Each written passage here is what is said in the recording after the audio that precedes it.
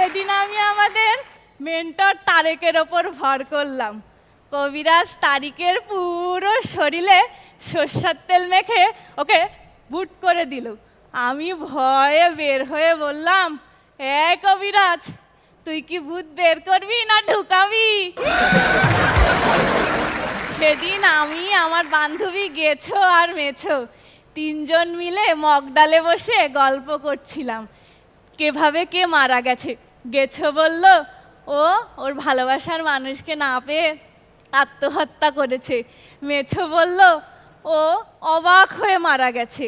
আমি বললাম আমি ঠান্ডায় মারা গেছি। মেছোকে জিজ্ঞেস করলাম তুই অবাক হয়ে কিভাবে মারা গেলি?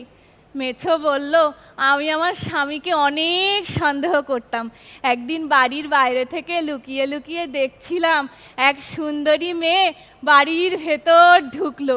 আমি সাথে সাথে জানলা দরজা সব বন্ধ করে দিলাম।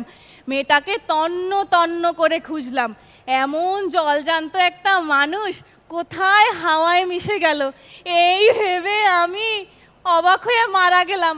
আমি বললাম আরে মেছো, সেদিন যদি ডিপ ফ্রিজটা খুলে দেখতি তাহলে আজ তুইও মরতি না, আমিও মরতাম না।